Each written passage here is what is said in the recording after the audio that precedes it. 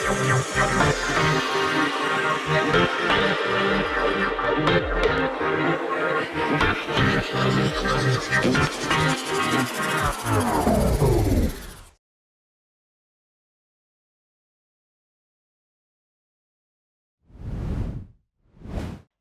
morning, and as always, welcome back to Pulsar. We are in live, and happy Thursday to everyone. Let's go right away to introduce our guest, who is also a friend. Welcome back, and we have the pleasure of having in the studio with us, actually no, connected with us, Pier Giorgio Caria, researcher and documentary filmmaker. Welcome. Hi, Daniela. Good morning to you and to all listeners. It's a great pleasure. It's always a pleasure to have a chat.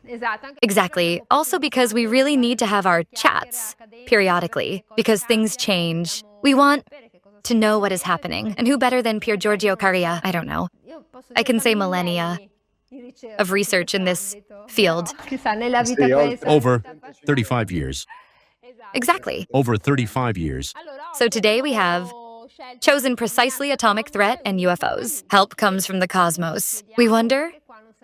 Because here we don't even know in the morning if we wake up and carry on. Then in the evening, someone pushes a button. And then, well, who knows? Hopefully not. Here we are. So, Pier Giorgio Caria, what is happening?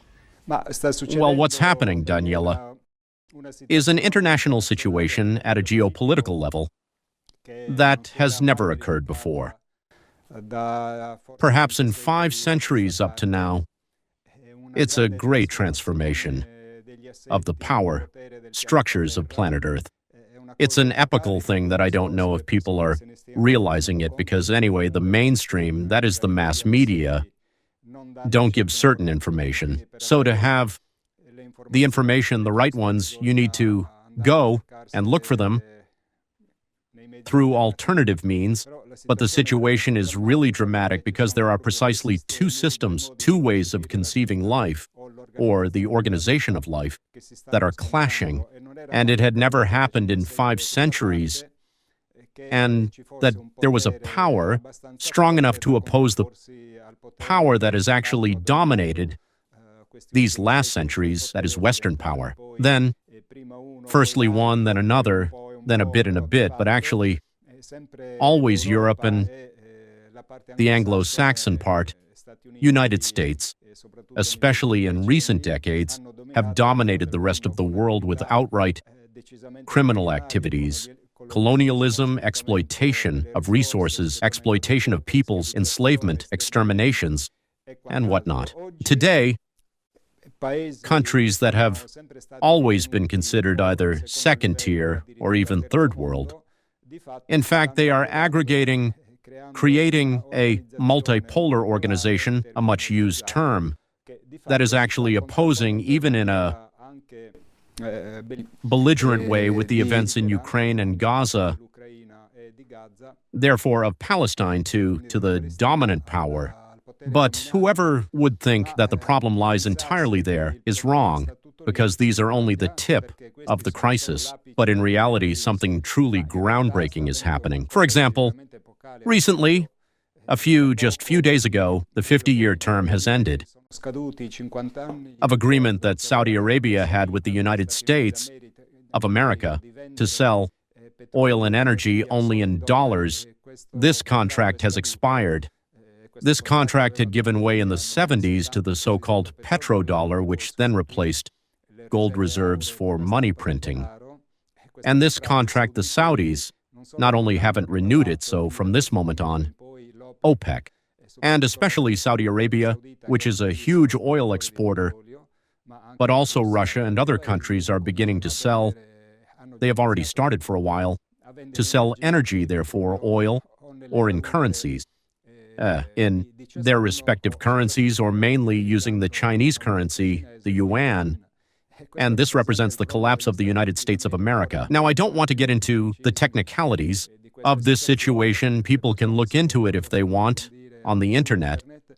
But in fact, this situation determines a gigantic crisis of liquidity in the financial system of the American economy, which then another factor is added. That factor is added, which is the aggregation of countries that before were considered the global south, or anyway second tier, For example, Russia was considered a gas station with nuclear weapons. Today, Russia has already reached the fourth place among the world's major economies. So, something inconceivable until maybe 10 years ago.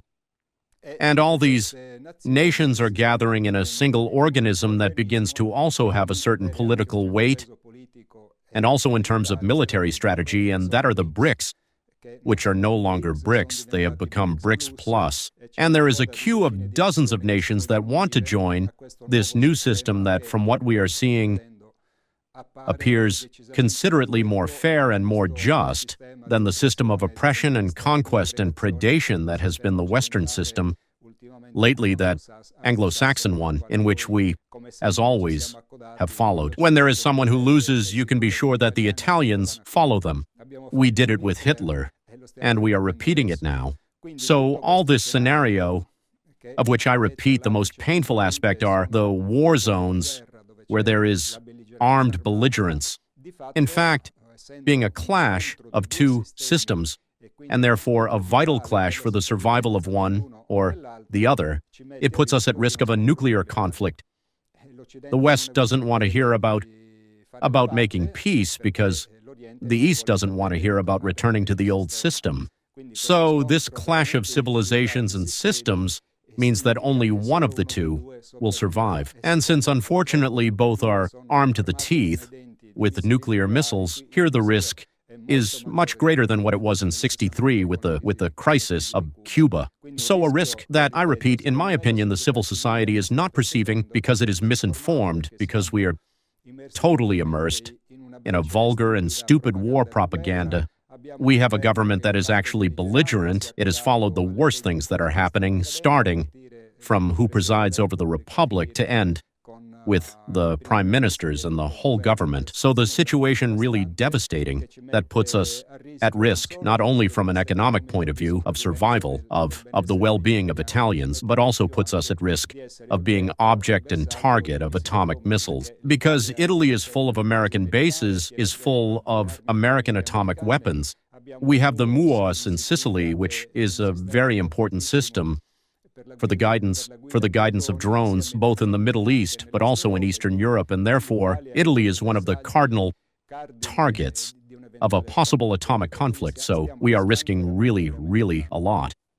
And this we have seen, then, I don't know. I was, for example, very struck also by the recent images that we have seen, right? When he arrived. That is, when there are important occasions, it came to my mind, Zelensky. He presents himself, always in war, like with the clothing, always him. Well, that is... But that makes me reflect, right? Also here, they are those small details that it's the image, right? Yes, I find it a stupid and ridiculous staging because they want to present him, this comedian, who is corrupt to the marrow of his bones, maybe even beyond because he is corrupt also in his soul. Surely he's a cocaine addict.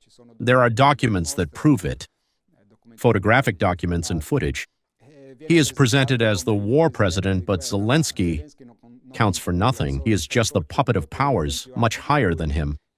Just think that when Ukraine was signing the peace agreements, Boris Johnson arrived there, the English Prime Minister, who told him, "There's nothing to be done, you must fight." So in fact, the West, especially the Anglo-Saxons, Americans, and English, are fighting against Russia to the last Ukrainian.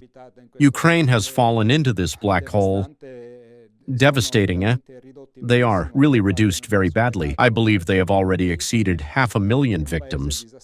It's a disastrous, corrupt country. Zelensky and his whole group are super corrupt. They are linked. According to Scott Ritter's investigations, who is an important American analyst, they are intrinsically linked to the British MI6, and so they are puppets, the cannon fodder that, once more, we Westerners are using to pursue our selfish interests. So really, a terrible situation. I am desperate and sorry for the Ukrainian people, who, moreover, I helped for years obtain seminars to finance solidarity actions to help the children of the Chernobyl area, which is in Ukraine. So I know Ukrainians. I have known Ukrainian children. This situation is disgraceful. And Zelensky has been the puppet, as Beppe Grillo was, for Italy, to lead the Ukrainian people to believe in flying donkeys. They fell for it. Now they're paying bitterly with the blood of their youth. So, a truly demonic and terrifying situation. And unfortunately, we Italians, by sending weapons, are throwing gasoline on this fire that sooner or later will burn our house too if we don't change course. Sure, and also because then anyway, one always tends to make this war economy increase. They continue to finance, then one doesn't understand. Nobody talks about peace. Daniela, there doesn't exist a war that brings peace. Only peace can bring peace. Peace, the extraterrestrials say, above all frontiers. And here instead we are, in a war above all frontiers. This is frightening. So, this lack of conscience of the Italian people, even in the last European elections, the belligerent right came out, somehow confirmed. Many say strengthened. It's not true, because the real numbers are not exactly like that. But in fact, it didn't happen. What happened, for example, in France, where Macron's war party took such a severe beating that he is still licking his wounds, I believe it represents his political end. We shall see. But I don't know, because he, in my opinion, has made his good calculations. He's there because it's 7 years that he must stay, and then when he runs again, we'll see. But he will be a president like a lame duck. I know, but Macron... Daniela, he will have little power. I know, but he's a sly fox. So we'll see. Let's see. Yes, he is the man of the Rothschilds, and therefore he is tied to one of the greatest economic powers of the planet. Very powerful. They have their hands in everything. North and south, west and east. But, you know, as Falcone said, certain situations are human, and like all human things, they have a beginning, a peak, and an end. And here we are witnessing the end of a historical path that has lasted centuries, but that has reached its logic. Also because then, I, who am a researcher also in the field of spiritual sciences, karmic laws, don't forgive. So if you sow wind, sooner or later you reap storm. And since of wind we have really sown so much, the storm is coming furious and will sweep us away. Now, in all this talk, we enter fully in the theme of today's interview, where we are risking really a frightening nuclear apocalypse, and we don't realize it. There are rumors that perhaps will be used, tactical nuclear weapons, etc., etc. But if one starts to use nuclear weapons, it's not like the others then. Just watch. So we risk an escalation to arrive at a total generalized nuclear war that would represent the end of humanity. And on this matter, I would like to give a series of data that, in my opinion, people don't know, aren't conscious of, to understand a bit better what it means for our world, for us. A nuclear war. So if you allow me, Daniela, I would start launching slides that I have prepared where there is information that is important so that maybe becoming aware, we raise our bottoms from the chair and start to protest and to do something to try to change. We citizens, too, who anyway represent power. Because, Daniela, if our vote or our consent didn't count for anything, nobody would seek us out. Instead, they do everything to convince us to vote for this one, to vote for that one, to vote for so-and-so. Now, I'm not saying that voting solves the problem. I am saying, however, that with an act of civic participation, of citizen aggregation, who protest and take action, with committees, with institutions, with whatever it may be, and stop Italy, block Italy, forcing our politicians to make different decisions. And maybe we manage to do something. If instead we continue to watch from the television screen or from a computer monitor and all that, and remaining still, nothing will happen. Things will take the already terrible turn that they have taken. So I would like first to cite, for each theme that I start, some prophecies. Let's take the Gospel of Mark, chapter 13, verses 24 to 25. In those days, after that tribulation, the sun will darken, and the moon will not give its splendor anymore. The stars will begin to fall from heaven, and the heavenly bodies will be shaken. What does this prophetic passage mean? From the Gospel of Mark? So the tribulation is the atomic war. The sun will darken, and the moon will not give its splendor anymore. It's nuclear winter. The stars will begin to fall from heaven is the variation of Earth's gravitational field, because atomic explosions, perhaps not everyone knows, generate frightening electromagnetic fields that disrupt all the gravitational equilibrium of the planet. Therefore, satellites will fall too. The powers that are in the heavens will be shaken because there is a risk of an axis change of the planet, and anyway, the immense destruction caused by atomic war, and will generate a change of all the Earth's system.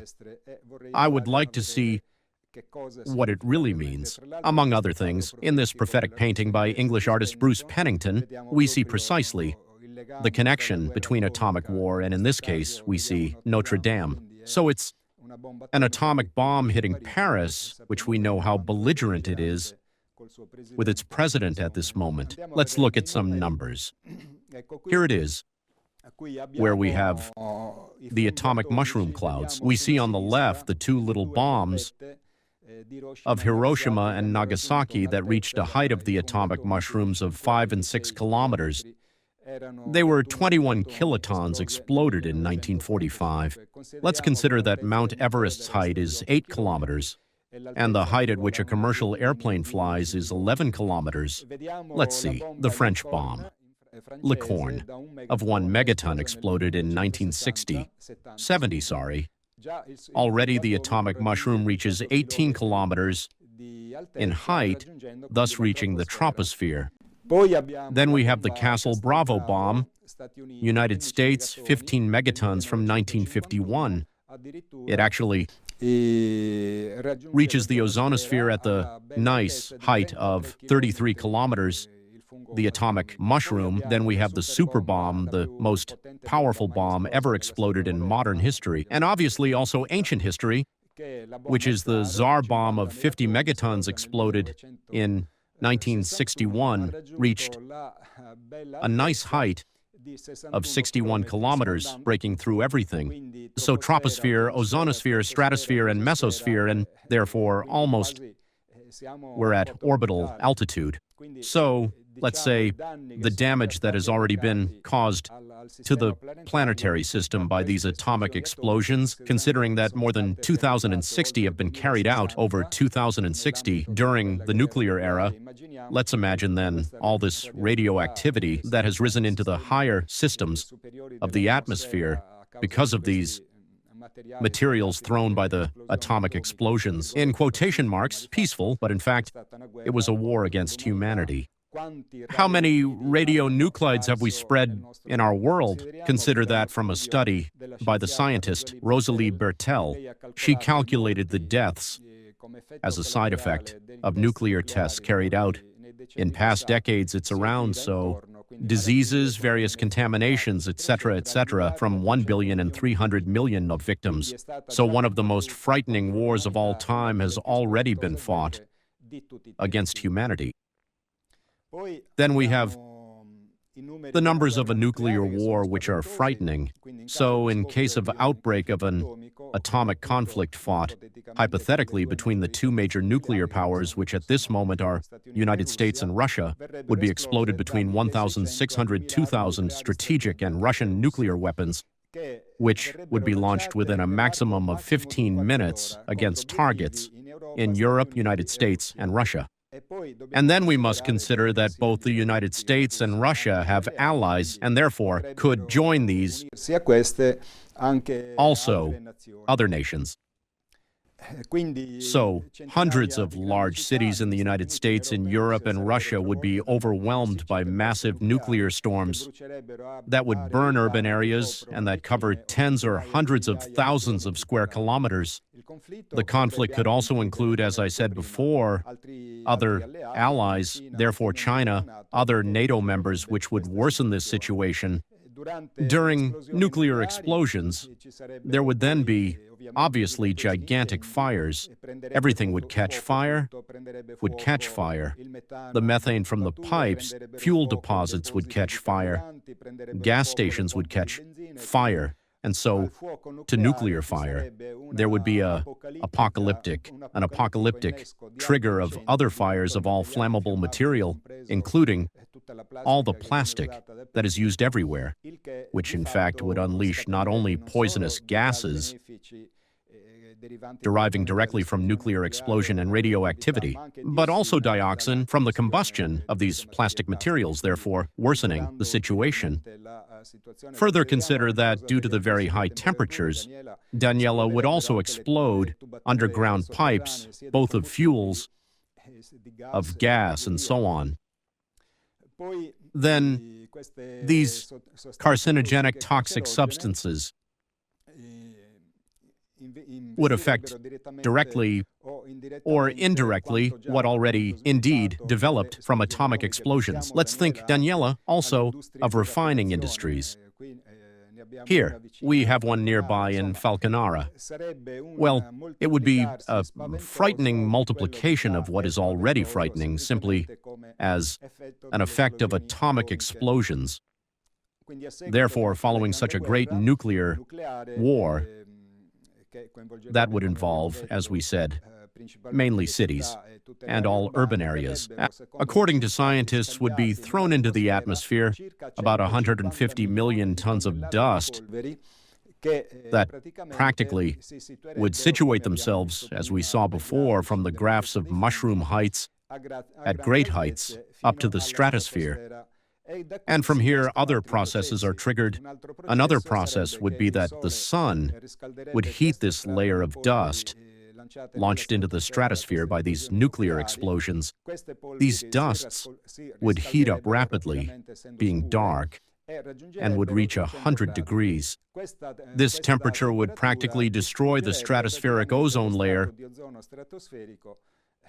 that protects our planet, and therefore also ourselves, everything that is life from dangerous ultraviolet light radiations, UVB and UVC, as we see from the image.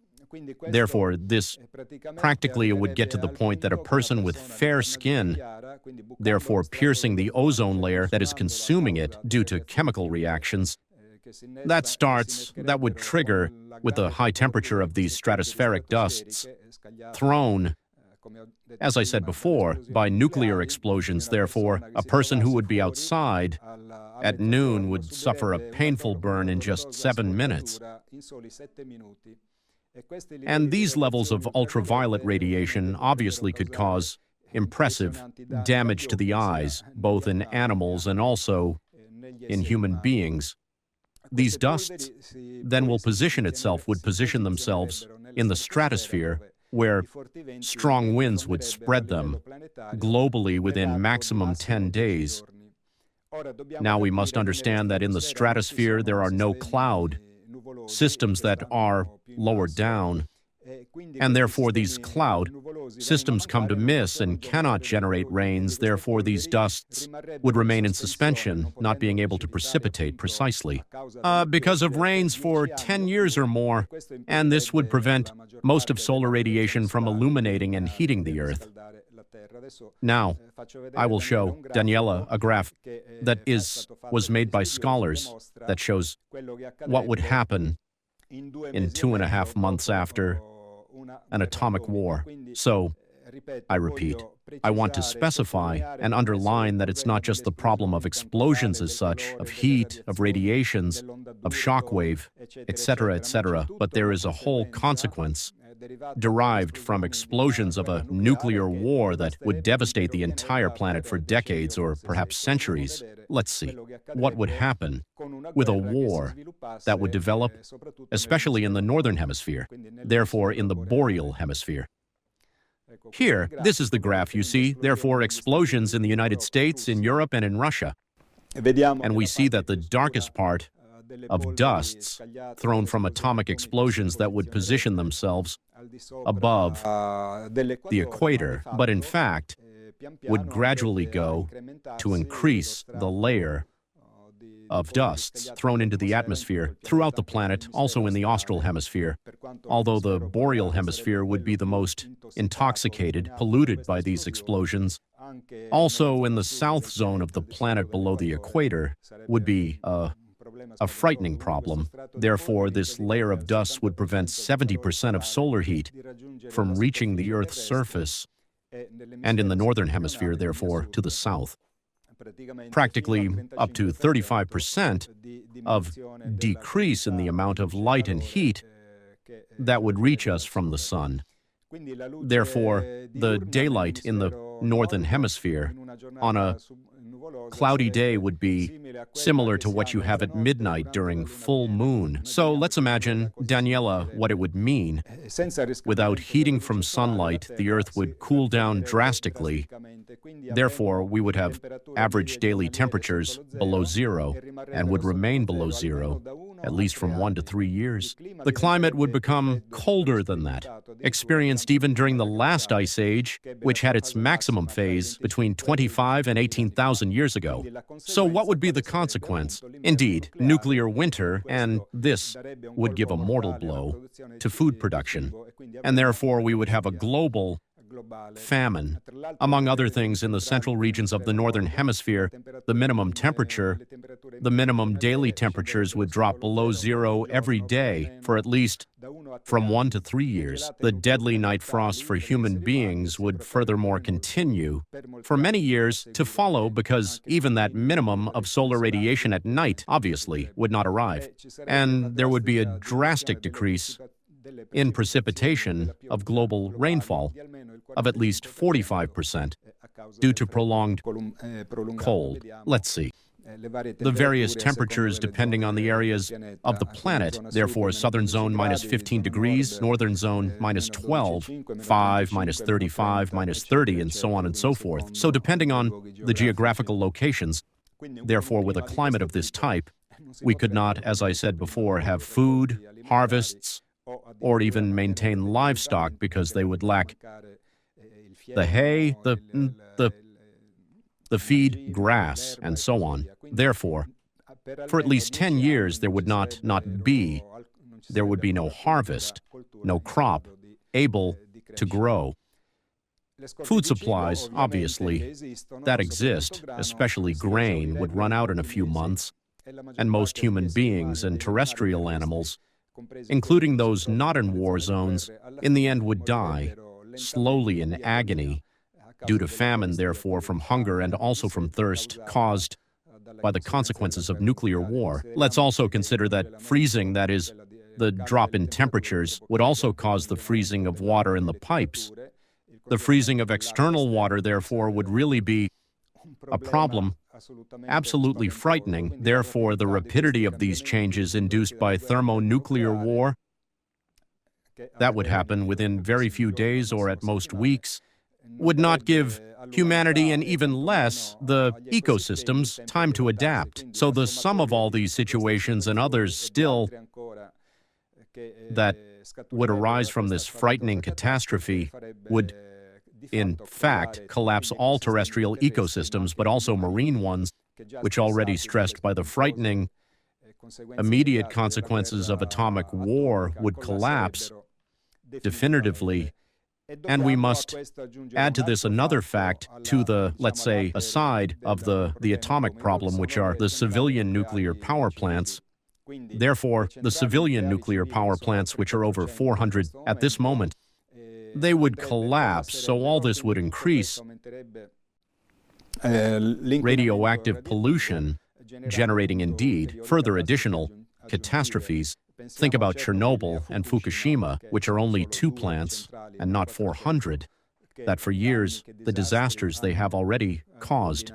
Then, what would happen? Daniela, along with the collapse of the systems also of energy production, obviously there would be no more trade, there would be no more power lines, there would be no more functioning power plants, and not even the classical ones, not just the atomic ones. In fact, they would go install the cooling circuits of all these 400 and more atomic plants. This creates another problem still, that the so-called China syndrome, which they even made a movie about, that is, the radioactive cores of these 400 and more atomic plants would no longer be cooled, would reach the melting point, that reach about the temperature of at least 4,000 degrees, which is a temperature that does not exist a terrestrial material that can withstand. Therefore, they would sink. The experts say that is they would come out on the other side of the planet in China. But in reality, what's the danger? Daniela, that sinking these incandescent masses of fissile and radioactive material would eventually find a large lake or anyway large aquifers generating frightening explosions due to the vaporization of these underground water basins. And so this would add drama to drama, unleashing further radioactive spillage, frightening earthquakes. In short, truly a scenario to define as nightmarish is practically being cheerful. So this means that not only, sorry I'm finishing, Daniela, and then we'll talk about it, that not only atomic weapons should be banned forever from this planet, but also civilian nuclear power, plants for energy production, which in fact is another huge deception because civilian plants actually serve and are part of the supply chain of atomic weapons construction. The story that it's done to produce electrical energy is a big hoax. That is, it's a big deception because in reality they mainly serve this purpose. And I, as a researcher, confirm that there exist a lot of alternative technologies much more efficient than these stupid and ridiculous alternatives they sell us, which are wind power and solar with panels. That is, there are much more efficient things. Here we see in the image the Vandercliff Tower that was built by the great scientist Nikola Tesla, that could even produce free energy for the entire planet. I finish. Therefore, the rapidity and global incidence of all these situations would cause the extinction of life on Earth, therefore from space, for a potential extraterrestrial arriving from outside, or for a potential terrestrial spacecraft that would return to Earth. The planet would be a dark ball completely covered by a very dense layer of smoke and dust, therefore a true cosmic radioactive tomb for a race like ours, cursed, devoured by selfishness, by greed, and by hatred, and that has not known how to love neither itself nor life, and much less its wonderful common home, which is this wonderful planet Earth, Therefore, we are running, Daniela, truly this risk in the current clash between East and West. There is increasingly talk of the use of atomic weapons, and I finished this section, the stupidity of the rich who think with money to solve everything, who therefore have built anti-atomic bunkers of super luxury, but in fact would meet the fate of rats because once they run out of water, energy, and medical supplies, they would not survive in the environment, now become frighteningly hostile of the atomic aftermath. These are the frightening consequences of a nuclear clash. Even if it were a limited nuclear clash, we would not have nuclear winter, we would have nuclear autumn, which would still be an immense tragedy. Even with a simple exchange of atomic weapons between Pakistan and India, to give an example. Yes, because then that's the problem. Meaning that in the end, it takes little, eh? Also because this planet, in my opinion, is a cell of something bigger. Therefore, in the end, well, we need to find the right balance. But here, it seems like children, when little boys play and so on, well, let's play war. And who is the most powerful? Who isn't? Well, yes, it's a situation almost very childlike, isn't it? Terribly childish and immature, Daniela. Crazy, irresponsible people playing with the life of the planet. but, well, fortunately, People who should be put in jail and throw away the key. as I said, right, the Earth is a small cell of a body, a little bigger. At a certain point, when the cell becomes a nuisance, it will need to be cured or eliminated. We need to call the doctor. Exactly. Houston, we have a problem. Who knows what problem there really was that time they said Houston? Who knows? And so we realize, many people realize, there is much collective consciousness anyway. There is a good awakening. From the part anyway of the people, there are many citizens who are taking vision and are trying to understand what is happening and are truly surprised and astonished that, well, choices aren't made in other areas. That is, people aren't stupid anymore. They're no longer the herd of sheep that were commanded from above, because that's the way, right? You can see beyond. Yes, and undoubtedly there is, especially after the events of the last 3 years. There is a decent portion of people who have begun to raise their antennas and to realize that these powerful people don't really serve our interests as they do. Their interests and interests of occult institutions far more powerful than them. Therefore, humans begin to realize that it's necessary to change. Now, I hope that this change amplifies, that it proceeds. And the good news in this frightening and immense panorama, Daniela, is that there are very powerful societies, also from a technical scientific point of view, not only from an evolutionary point of view, that are visiting us. They are well aware of this terrible risk we are running, and they are here to help us. I would therefore like to make a brief review of the evidence, let's say, and also of the speeches that these beings who come from the cosmos have made to us. Meanwhile, in the Third Secret of Fatima diplomatic version, Our Lady, on October 13th of... Diplomatic version. I like that. No, it's actually called that, because practically, briefly I can tell, practically Pope John XXIII refuses to disclose the full text of the Fatima secret. However, there was the prefect of the Holy Office, the position that then would be held by Ratzinger. At the time it was Cardinal Ottaviani who decides to create a version for diplomatic use at the time of the Cuban crisis to send to the chancelleries of Russia, England, and United States. And so this text is then published by a German newspaper, the Neue Europa, in '63, and from that moment on, this text, never disavowed by the Vatican, is defined as diplomatic text of the Third Secret of Fatima. And we read, "A great war will break out in the second half of the 20th century. Fire and smoke will fall from the sky. The waters of the oceans will become vapors, and the foam will rise up, overwhelming and sinking everything. Millions and millions of men will perish hour by hour. Those who remain alive will envy the dead. Wherever one turns their gaze will be anguish, misery, and ruin in all countries." Well, it's the scenario of nuclear winter that I technically or scientifically just described. Therefore, in 1917, October 13th, atomic science did not yet exist. Our Lady prophesies the discovery of atomic science and the use of a nuclear weapon.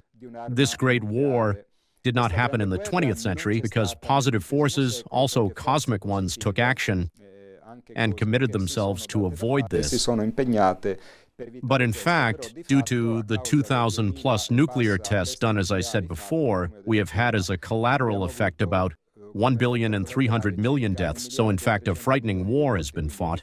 But this brief statement is not even present in the diplomatic text, because not even Ottaviani, the prefect of the Holy Office at the time, had the courage to make the cosmic revelation that Our Lady makes to the three little shepherds. And the phrase is this: "In that time, second half of the 20th century, cosmic beings will come from distant shores of the universe in the name of God." What does it mean, in the name of God? That is, they bring a message of peace, of love, and of brotherhood. But it's not just a message. They also bring technologies and powers capable of really intervening within the frightening scenario that humanity has created in our world. The second half of the 20th century is exactly the birth of modern ufology and of contactism. So, right in the 50s, it begins to become famous worldwide. Indeed, the phenomenon of contactism, therefore of human beings who are contacted privately and personally by extraterrestrials, to whom they give messages. That is, the extraterrestrials to the humans give messages, and in almost all cases of contact, true ones obviously, whether they are major like Adamski, Menger, Siragusa, etc., or minor. The extraterrestrials highlighted, mainly indeed, their concern for the use of nuclear power, therefore the risk of the Third World War, fought with atomic weapons, which, as we have seen, in the description of nuclear winter, could have extinguished the Earth. So, since the early days of the modern UFO era, to power, that is to the military, to the powers that dominate the world, it appeared clear, crystal clear, due to the manifestations and sightings of these flying vehicles that we call flying saucers, that the extraterrestrial vehicles had interest, therefore the extraterrestrials, towards military nuclear installations. And the communications given to contactees explained it well. I had as teacher, let's say as mentor, Eugenio Siracusa from Catania, who on April 30th of 62 had the first physical encounter with extraterrestrials on the slopes of Etna. This is Eugenio. So from the first encounter of April 30th of 62, Eugenio receives messages. In this sense, I'll read you a brief excerpt from this message, which is very long.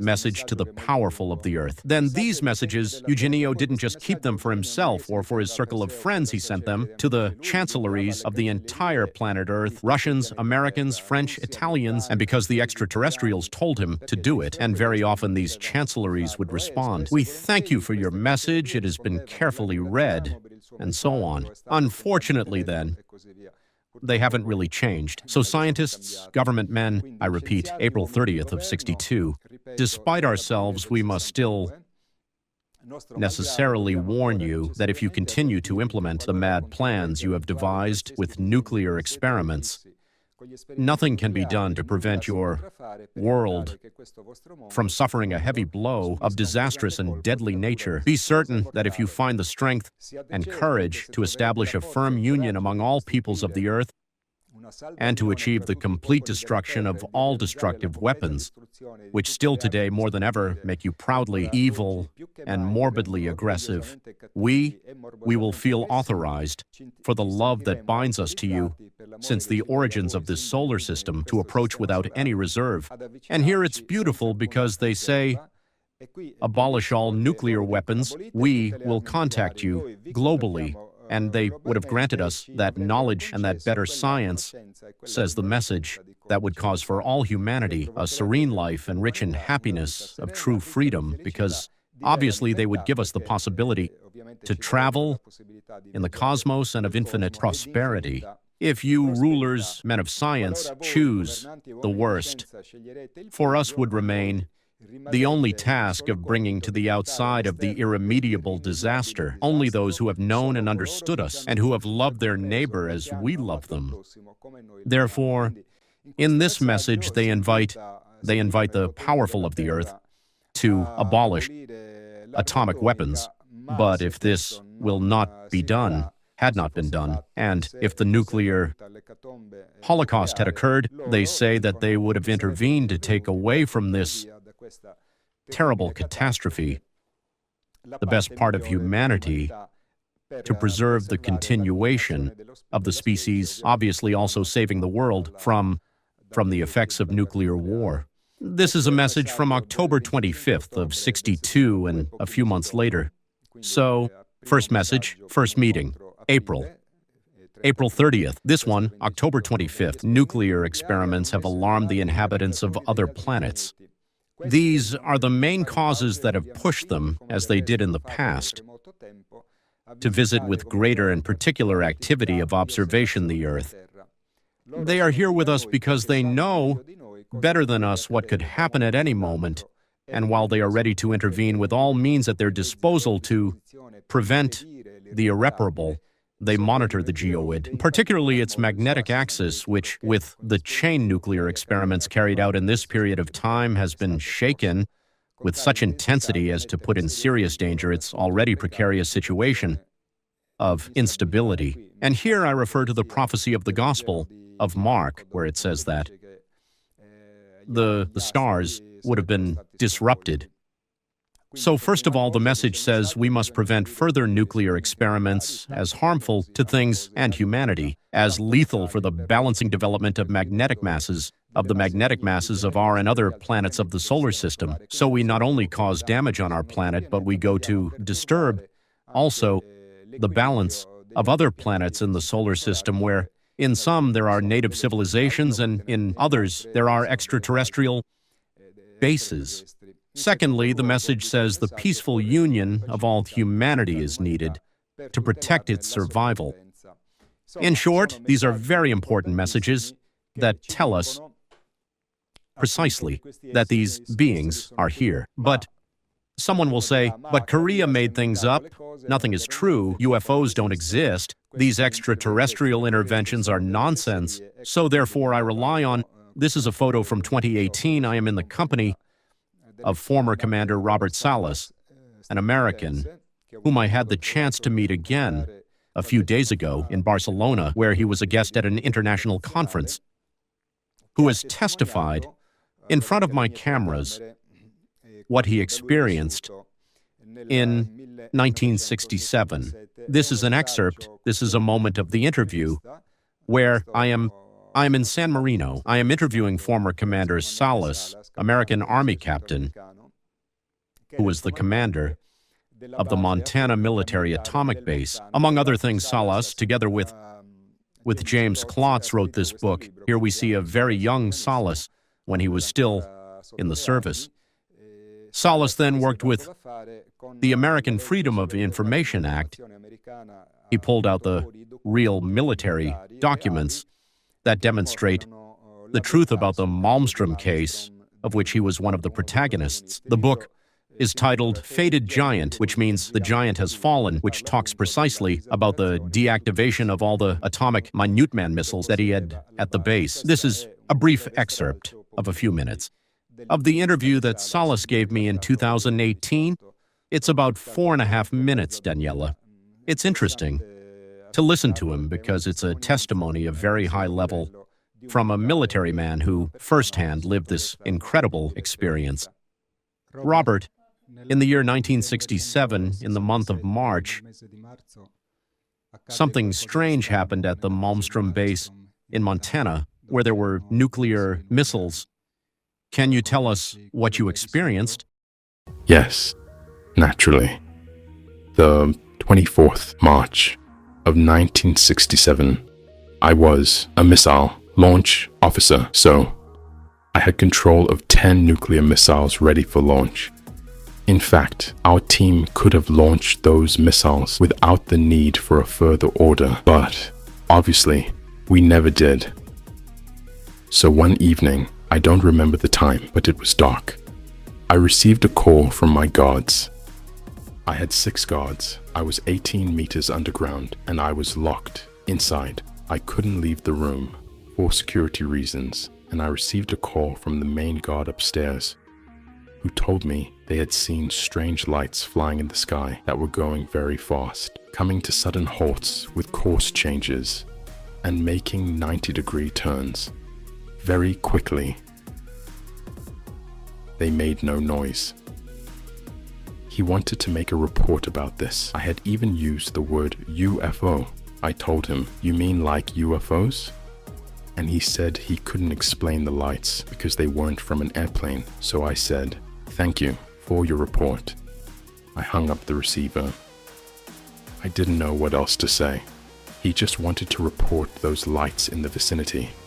And about 5 minutes later, he called again.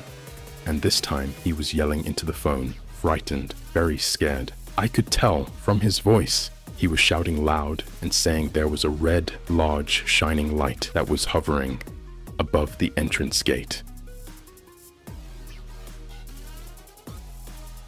It was staying still there, not moving, but was pulsing, a reddish light. All the guards were with their weapons and waiting for orders from me about what they should do. And frankly, I didn't know what to say, but his manner was very serious. And so, we could be under some kind of attack. So I ordered him not to let anything enter through the gate, to use whatever force was necessary, and then he hung up. I had to go because one of the guards was injured, so he hung up the phone. I wanted to tell it to my commander Fred Maywald, who was resting on his cot below. I wanted to tell him about the phone calls, and while I was about to report it, many alarms went off in the room. We looked at the display. We had a display with situation details, with lights that showed the missiles' status if they were ready for launch, and all had gone from green to red. Boom, boom, boom, boom. Yes, like that, they all shut down, disabled, while this object was still up there. So we followed our procedure. We were shocked, obviously, because nothing like this had happened before. I had been there for 3 years, and we had never had a problem like that. They were very reliable systems. We started to tell the story of what had happened, but they didn't seem so interested. It's almost as if they already knew everything they needed to know. They just handed me a piece of paper. Sign here. Never talk about this. Never, never, never. To anyone. Not to your wife. Not to other pilots. To no one. So we had to sign non-disclosure documents. And never talk about what happened. Mr. Robert, are you completely certain that there is a direct connection between the problem you had at that time with the nuclear missiles and the presence of this object? Yes, obviously. I understand the question. If it were possible that there's another explanation for this, well, I haven't been able to find any other explanation different from the fact that these objects didn't come from Earth. Can I make a very funny joke? In the sense that he told us don't talk about it with anyone, but among these there wasn't Pier Giorgio Caria in the list? No? He said wife, neighbor. No, I asked him the question. The interview is very long. But he's very credible then. You can see he's a gentleman. I mean, he would have no reason to go, let's say, to tell things that anyway. No, he feels it. He feels it as a mission, Daniela, because he realizes as a military man, as an ex-military man, of the danger that nuclear armament represents. And then he had other direct experiences of extraterrestrial presence. And I told him, but aren't you afraid that having signed a document, therefore, in fact, an oath of silence, to speak? You do it all over the world. You do it on international television in the United States. He says, no, I'm not afraid. I do it. I have violated this agreement. I realize it, but I consider it to be the most important thing, to warn people. And he told me they never harassed him. The Secret Services or others. Perhaps because they would give even more value to his now numerous testimonies. I repeat, I met him again. This year already twice, once in San Marino at the International Conference, organized by the National UFO Center of Dr. Roberto Pinotti, and I met him again in Barcelona at this other international conference. So seeing this man with his wife in their 80s who still continue to travel around the planet to give this message of hope and testimonies, really amazing. So I invite people, if they would like to see the whole interview with Robert Salas plus many other things about nuclear, including the entire conference from which I extracted the data that I showed you before, go to my YouTube channel, Pier Giorgio Caria 59. Subscribe so you help the channel to expand. And there you will find really lots of information on the most diverse themes. Then, since one must also study Daniela, I always recommend to write to me at info. Sorry, to go to my channel where there's a free resources section from which to download about 20 books in digital format to deepen the themes of extraterrestrial messages. It's a selection made by me that helped me at the beginning to deepen this very important reality. Or for those who would want them in paper format can write to info at cosmicshop.it, because we have printed them to help people that are not used to electronic format, that anyway prefer to have something physical to hold. I close the advertising report. The advertising report on July 27th. There will be an event, a conference, always with free admission in Cagliari. And here too you will find all the data on my social media. There, I'm finished. No, but it's right. Also because then the people who follow Pier Giorgio Caria, follow him. So it's right to also give all the information, because then who should know him today, for example, for the first time, is fascinated by it, because you have always the information card. From one side to another, no one can deny it, right? Right? No, I'm a documentary maker, Daniela. I worked for many years with national TV, especially with Voyager. I worked for other international televisions. I traveled the world, interview and meet very high-level personalities, in this case like Robert Salas, scientists, other military men. In short, I have first-hand knowledge of what happens in the world. Then I also cover other topics, geopolitics, etc. Why? In fact, the extraterrestrial reality concerns all humanity and all aspects that humanity lives, so one must be informed about everything that happens. I always come back with the question that then I asked him, but why? Well, anyway, we also wait for the arrival here in Padua because it's a city capable of welcoming Pier Giorgio Caria. I promise I will come, Daniela. When I decide a date, I will let you know. Yes, good. Maybe we'll have another chat, and we could. A chat. Maybe also meet in person. Sure. So, meanwhile, thank you. Really thank you for everything that you told us today. And for the information and for having shown us a bit further ahead, always a bit further ahead, because that's the ability. And we'll see you at the new seasons, new appointments, maybe. From September onwards. All right. And I recommend always strong, because what's the problem? Yes, the message is of hope. Daniela, despite the ugliness that man is doing in the world, we will go forward because there is a great cosmic power that is linked to the Divine One that will give a hand to the better part of humanity to go forward to overcome this moment of crisis. Therefore, let's all become the better part. All humanity and these beings, with great love and efficiency, will help us all. I am more than certain of this. Also, my personal experiences confirm it to me. Okay, so meanwhile, thank you. I join this thought. I really thank Pier Giorgio Caria for being in our company. I remind you, the researcher documentarist.